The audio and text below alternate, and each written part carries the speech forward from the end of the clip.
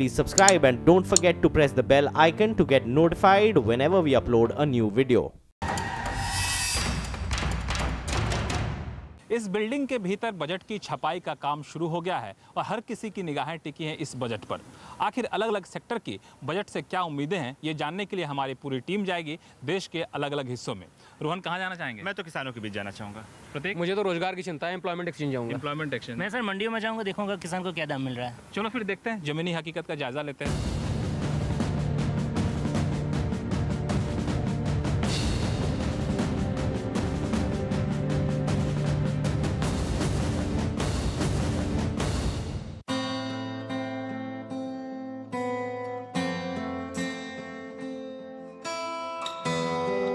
लड़की बेटी न के शादी नहीं कर पा रहे हैं और न घर के खर्चा चल रहे और किसान मतलब मरने को तैयार है।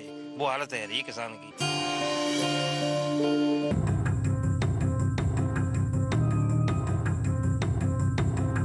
आलू की खेती के लिए मशहूर आगरा में किसानों की स्थिति का जायजा लेने हम खंदौली पहुंचे। किसान मोहन सिंह ने पिछले साल करीब 10 लाख रुपए कर्ज लेकर आलू की खेती की। उपज भी अच्छी हुई। साल भर कोल्ड स्टोरेज में रखने के बावजूद आलू खरीदने को कोई तैयार नहीं हुआ। जो कर्जा वापस नहीं कर पाए तो वो कर्जे वाले मतलब परेशान कर रहे हैं कि भाई हमारा पैसा वापस करिए। दूसरे बच्चों की पढ़ाई प्रभावित हो रही है, बच्चों को पढ़ा नहीं पा रहे। जैसे स्कूल में पढ़ते थे वहाँ फीस नहीं समय से जमा हो रही। पूरे आगरा क्षेत्र में किसानों का यही हाल है। 50 किलो आलू की बोरी पर करीब 450 रुपए खर्च हुए, लेकिन खरीदार 150 रुपए देने को भी तैयार नहीं दिख रहे। ज्यादातर किसानों ने कोल्ड स्टोरेज से आलू वापस ही नहीं लिया। जिन्होंने लिया भी वो गाय बैल के चारे के लिए। पिछले 3 साल से किसान लगातार घाटे की मार झेल रहे हैं। कभी पाकिस्तान में खंदौली के आलू की काफी मांग थी, लेकिन एक्सपोर्ट बंद होने से वो रास्ता भी बंद हो गया। राज्य सरकार की तरफ से निर्धारित न्यूनतम कीमत में फायदे की बजाय उल्टा नुकसान ही किया। खरीदने की कोई व्यवस्था नहीं है, इस साल भी व्यवस्था नहीं है। ऐसे लास्ट ईयर भी जो आलू का जो रेट रखा था 487 रुपये कुंटल रखा था, तो उसे खरीदने की कोई व्यवस्था नहीं थी जिससे अपना किसान आलू लेकर जाए तो जाए कहाँ। ज्यादातर लोग कैश में खरीदते। अभी क्या है, गांव में शादियां टल रही हैं और किसान स्कूल में बच्चों की फीस भी नहीं दे पा रहे। किसानों के अंदर गुस्सा है और युवा अनिश्चितता के शिकार। पूरे इलाके में आलू से जुड़ा एक भी फूड प्रोसेसिंग प्लांट नहीं है जो इस आलू की खपत कर सके। यहाँ की मिट्टी भी कुछ ऐसी है जो आलू के अलावा कुछ और उपजा नहीं सकती। कभी कर्ज लेकर तो कभी जमीन और जेवर गिरवी रखकर किसानों ने आलू तो उपजा दिया, लेकिन इस आलू का कोई खरीदार नहीं है। किसानों के पास इतना पैसा भी नहीं बचा है कि वे इस आलू को कोल्ड स्टोरेज से वापस ले जा सकें। नतीजा ये, टनों आलू यूं ही सड़ने के लिए छोड़ दिया जा रहा है। कोल्ड स्टोरेज वालों की समस्या भी अलग है। किसान आलू वापस नहीं निकालेंगे तो वो आखिर इसका करें क्या? किसान हमसे जो फाइनेंस ले गया उसको देखते हुए प्लस कोल्ड स्टोर का भाड़ा देखते हुए आता है और चला जाता है। भाव भी कम है तो इसलिए अपना आलू हमारे ऊपर ही छोड़ के चला जाता है। हमारे सामने भी जो स्थिति दयनीय है, जो कि आप सामने देख रहे हो कि ये हमें आलू है जो सब गौशाला के लिए फ्री ऑफ कॉस्ट भेजना पड़ रहा है। ज्यादातर किसानों ने आलू सड़कों पर फेंक दिया। रोहन सिंह, आगरा। मामला सिर्फ आगरा का नहीं है और ना ही सिर्फ आलू किसानों का है, बल्कि देश के अलग अलग हिस्सों में किसानों की हालत कमोबेश वैसे ही है। इसका जायजा लिया हमारे सहयोगी अर्णव वसावड़ा ने। आलू का क्या अभी परिस्थिति है? आलू की तो परिस्थिति नहीं है, सब भाड़ा भी कोल का नहीं निकला बिल्कुल भी, और लागत तो चली गई। खेत का पट्टा कुछ भी नहीं मिला, मेहनत भी कुछ भी नहीं मिला आलू में। अच्छा, तो आलू मंडी में ला पा रहे हैं या वो कोल्ड में ही जा रहा है? नहीं, कोल्ड में भी इसे निकाला लेकिन मिलता नहीं है। कभी कभी तो कोल्ड से छुड़ा नहीं पा रहे हैं किसान। आपको अपनी फसल के दाम मिल रहे हैं आज सही? आलू का तो बिल्कुल नहीं मिल रहा। मिर्च का इस टाइम थोड़ा सा सही है, और पिछली साल तो मिर्च और आलू की एक ही पोजीशन थी। जो किसानों की जो चीज है और लागत से अगर जो 25% भी ज्यादा मिलेगा तो किसान करेगा, और अगर नहीं मिलेगा तो कैसे करेगा जी? किसान को अगर घाटा ही चला गया तो फिर किसान को खेती करना छोड़ देगा। ऐसा नहीं है कि किसानों की समस्या का एहसास सरकार को नहीं है। सरकार ने इसके लिए ई मंडी बनाने का फैसला लिया ताकि बाजार भाव पर किसान अपनी उपज को बेच सकें। लेकिन इस ई मंडी का क्या हाल है, आइए देखते हैं। अगर मान लीजिए बंगाल से चावल खरीदना है और केरल को चावल की जरूरत है, तो बंगाल का किसान ऑनलाइन जाएगा और देखेगा कि केरल की कौन सी मंडी है जहां पर चावल इस क्वालिटी का चाहिए, इतना दाम मिलने की संभावना है, तो वो ऑनलाइन ही कहेगा कि भाई मेरे पास इतना माल है और मेरे पास ये सर्टिफिकेट, मेरा ये माल ऐसा है, बताइए आपको चाहिए। और अगर केरल के व्यापारी को लगेगा भाई ये 6 लोग में ये ठीक है, तो उससे तुरंत सौदा करेगा और अपना माल मंगवा देगा। प्रधानमंत्री मोदी के इस दावे की हकीकत जानने हम पहुंचे उत्तर प्रदेश की दादरी मंडी। यहां 8 महीने पहले इलेक्ट्रॉनिक मंडी की शुरुआत हुई थी। 7 घंटे तक इस मंडी में रहने के बावजूद यहां अपना माल बेचने कोई भी किसान नहीं पहुंचा, जबकि कागजों के मुताबिक इस मंडी में पिछले 6 महीने में धान, गेहूं और हरी मिर्च जैसी 12 कमोडिटीज की खरीद फरोख्त हुई। इनमें कुल 1,99,16,000 रुपए का कारोबार हुआ। दादरी मंडी में हो रहे कारोबार की तह तक जब मैं गया तो मुझे पता चला कि यहाँ पर ई नेम की स्क्रीन पर जो कारोबार होता हुआ दिख रहा है वो दरअसल खुले बाजार में जो कारोबार होता है मंडी के अंदर, उसी के डेटा को लेकर ऑनलाइन सिस्टम में डाला जा रहा है। यानी जो कारोबार इलेक्ट्रॉनिक मंडी में हुआ ही नहीं, वो भी इसमें दर्ज हो जाता है। इस बारे में दादरी मंडी के अधिकारी किसानों के बीच ई मंडी की जानकारी के अभाव की दलील दे रहे हैं। अब ई नेम में होता है ये कि वो आएगा, ग्रेडिंग कराएगा, एसिंग होगी, गेट पे प्रवेश पर्ची जारी कराएगा, काटा पर्ची कर लेगा वो अपना, तो उसमें टाइम की वजह से वो थोड़ा सा अलग हटता है, उससे बचना चाहता है।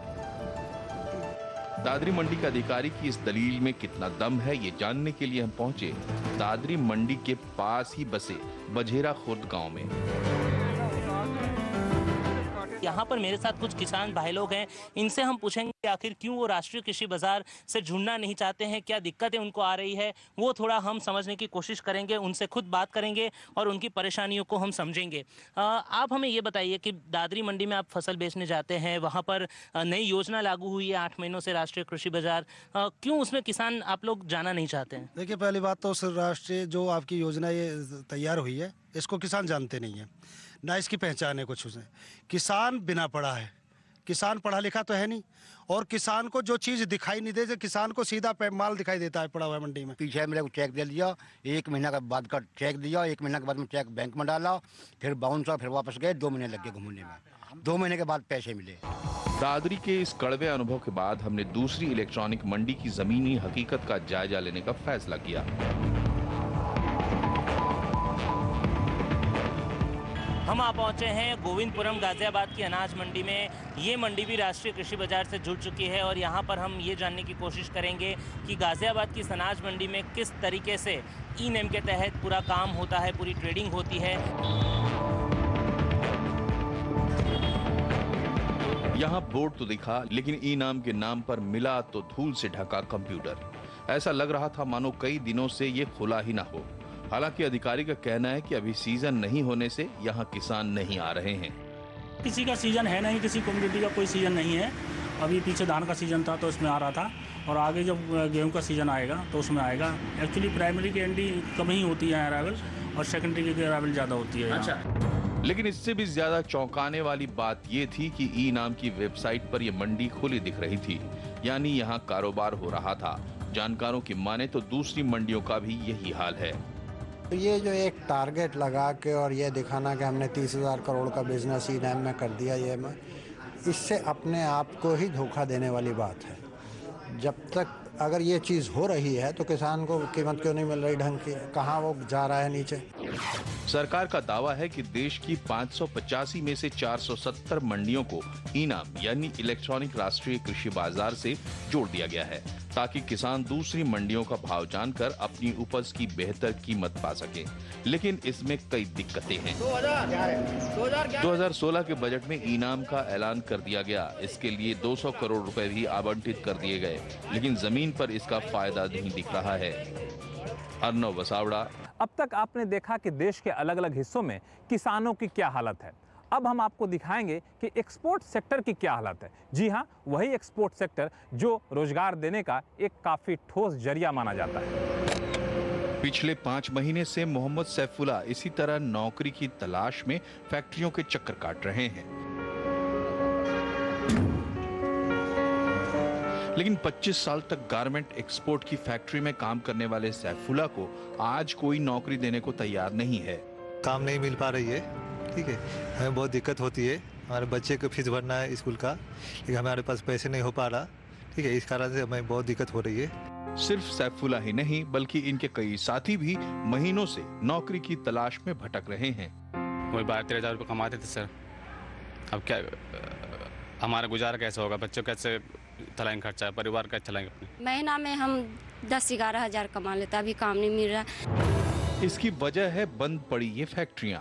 गुरुग्राम के सेक्टर 36 की इस फैक्ट्री में 5 महीने पहले 250 सिलाई मशीनों की आवाज गूंजती थी, जिसकी मदद से महीने में करीब 3000 कर्मचारी 2 लाख पीस तैयार करते थे। लेकिन आज ऑर्डर मिलने के पीक सीजन के बावजूद ये यूनिट ठप पड़ी हुई है। आप हालत देख रहे हैं फैक्ट्रियों की क्या हालत है। इस समय कोई भी दिन ऐसा नहीं होता है जबकि नाइट नहीं लगती थी, और ये 4 महीने में तकरीबन एनसीआर की सारी फैक्ट्रियां जो है करीब करीब अपने 8 महीने का टर्नओवर करती थी। अभी इनके पास में मोस्टली जितनी फैक्ट्रियां हैं, इनके पास ये नहीं है कि जनवरी 15 तारीख तक फैक्ट्रियों में कुछ भी काम कर पाएंगे।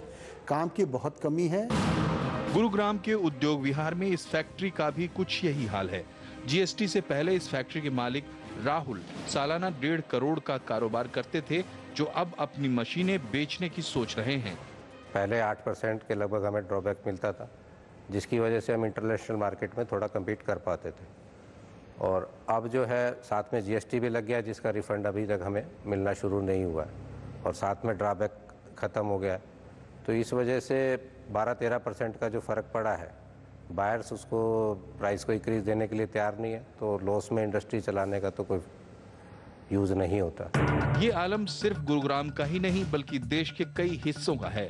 नोएडा अपैरल एक्सपोर्ट क्लस्टर की माने तो देश भर में एक्सपोर्ट यूनिट बंद होने से पिछले 6 महीने में 1 लाख से ज्यादा कारीगर बेरोजगार हुए हैं। मेरे पीछे ये खाली पड़ी मशीन और ये सन्नाटा, इन हालात में तभी सुधार हो पाएंगे जब रोजगार के मौके एक बार फिर पैदा होंगे। और टेक्सटाइल एक्सपोर्टर की माने तो ये तभी मुमकिन होगा जब आने वाले बजट में केंद्र सरकार इनके लिए कुछ राहत की खबर लेकर आए। अर्णव वसावड़ा, गुरुग्राम। एक सेक्टर जिसका बार बार नाम बजट से पहले और बजट के बाद भी लिया जाता है, वो है एमएसएमई सेक्टर, यानी छोटे और मझोले उद्योग। सरकार का दावा है कि हर बार बजट में इस सेक्टर का खास ख्याल रखा जाता है। पिछले बजट में तो सबसे ज़्यादा 87% फंड में बढ़ोतरी सिर्फ और सिर्फ इस सेक्टर के लिए की गई थी। अब देखिए इस सेक्टर की जमीनी हकीकत क्या है।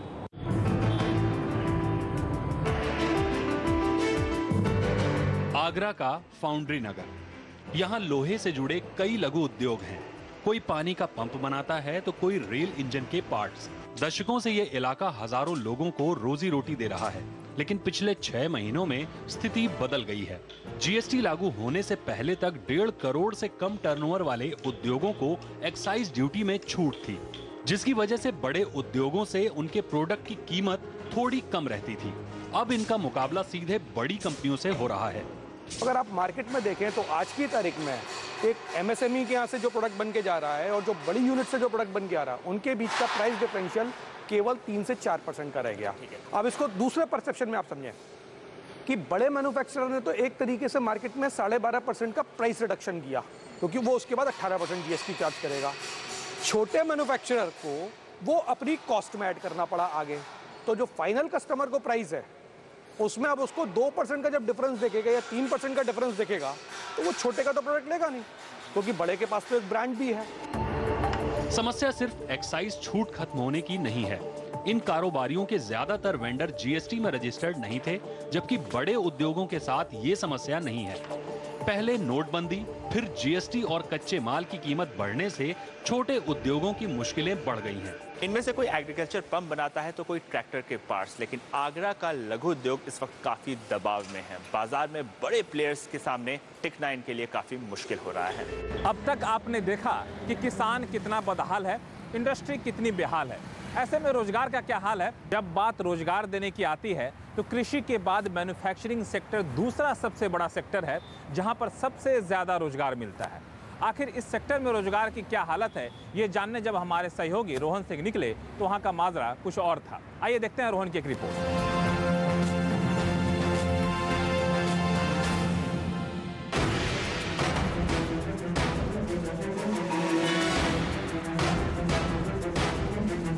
नोएडा नोएडा की मोजर बियर फैक्ट्री के बाहर नारेबाजी कर रहे ये लोग कभी इस फैक्ट्री में काम करते थे।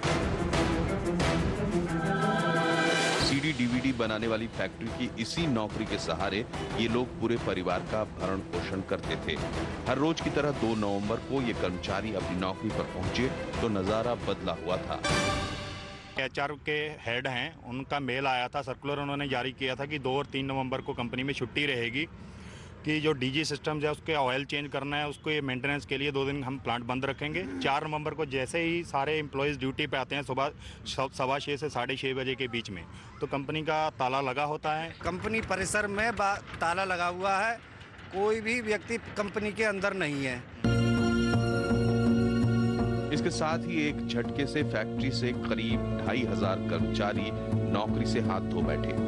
मेरा लड़का 11th में पढ़ रहा है, उसका करियर का सवाल है और पूरा बर्बाद होने के नौबत पे आ गई है। मेरे लड़के की तबीयत खराब है, लड़की की तबीयत खराब है, इस हालत में मैं कहां से पैसा दूं? इधर बैंक वाले का डंडा हो रहा है। किसी का लोन बकाया है तो कोई अपने बच्चों की फीस नहीं चुका पा रहा है। इनमें से हर कोई हर सुबह इस उम्मीद में आता है कि शायद आज फैक्ट्री का ताला खुला हो और आज उन्हें काम करने का मौका मिले, लेकिन हर शाम मायूस होकर वापस लौट जाता है। ये समस्या सिर्फ मोजर बियर की नहीं है। देश में करीब 1/3 रोजगार देने वाले मैन्युफैक्चरिंग और कंस्ट्रक्शन सेक्टर गहरी समस्या से दो चार हो रहे हैं। फिक्की के ताजा सर्वे में सेक्टर से जुड़े 73% कंपनियों ने कहा कि वे अगले 6 महीने में अपने प्रोडक्शन में किसी तरह की क्षमता बढ़ाने की स्थिति में नहीं है और 85% अगले 3 महीने में नई नौकरियां नहीं दे पाएंगे। ऐसी हालत में अगर सरकार रोजगार बढ़ाने पर जोर देगी तो बजट में मैन्युफैक्चरिंग सेक्टर को सहारा देना होगा। रोहन सिंह, नोएडा। एक अनुमान के मुताबिक हर महीने 10 से 15 लाख युवा रोजगार की तलाश में आते हैं और सरकारी दावों के मुताबिक एम्प्लॉयमेंट एक्सचेंज इन्हें रोजगार मुहैया कराने का एक बड़ा जरिया होता है। आखिर इन एम्प्लॉयमेंट एक्सचेंज की हालत क्या है, आइए देखते हैं। मैं इस वक्त पहुंचा हूं देश की राजधानी दिल्ली के सबसे बड़े एम्प्लॉयमेंट एक्सचेंज में। देश के हर जिले में मौजूद ऐसे ही एम्प्लॉयमेंट एक्सचेंज से देश के 15 करोड़ से भी अधिक बेरोजगार युवा नौकरी की उम्मीद लगाए बैठे हैं। लेकिन इस एम्प्लॉयमेंट एक्सचेंज की हालत क्या है वो भी देख लेते हैं, आइए।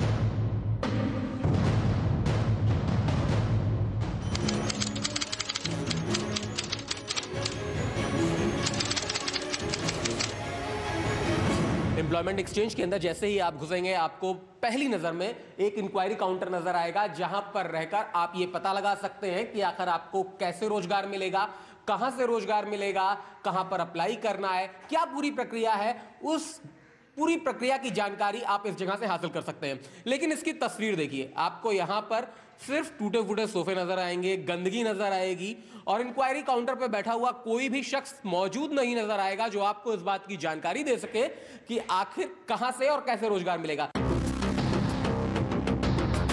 देश की राजधानी में बेरोजगारों को नौकरी दिलाने के लिए खुले एम्प्लॉयमेंट एक्सचेंज की यही हालत है। यहाँ बहुत ढूंढने के बाद एक शख्स नजर आया जो सफाई कर्मचारी कम इंक्वायरी ऑफिसर निकला। इंक्वायरी काउंटर पे आपकी ड्यूटी है, आपका काम सफाई करना है? हमारी सफाई भी है। अच्छा, हाँ, बैठ के जाते हैं। मतलब सफाई भी आप ही करते हैं और कोई पूछने आता है तो बताते भी? कर्मचारी एक अलग है। अच्छा, उसे आज कुछ जरूरी काम था, सफाई करके चला गया वो। अच्छा, बता रहे हैं एंट्री ऑपरेटर सर हम 2 ही हैं। अच्छा, हाँ जी। तो मुख्य रूप से काम आप 2 लोगों के जिम्मे है? हम 2 हैं और एक हमारे AP सर थे जिनका अभी प्रमोशन हो गया, वो चले गए हैं।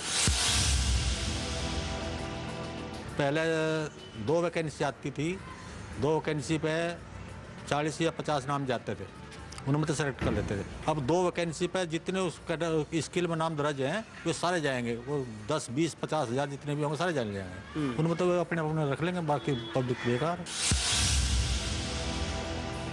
दिल्ली में इस समय मतलब नियर अबाउट 14 लाख से ऊपर रजिस्टर्ड कैंडिडेट है, जिनका डाटा हमें आगे स्पॉन्सर भी करना होता है। कितने लोगों को रोजगार मिला होगा आपके जरिए? 9000 के आसपास तो है। ज़्यादातर यही होता है कि ऑनलाइन प्रोसेस के बाद जॉब लेटर नहीं आता है।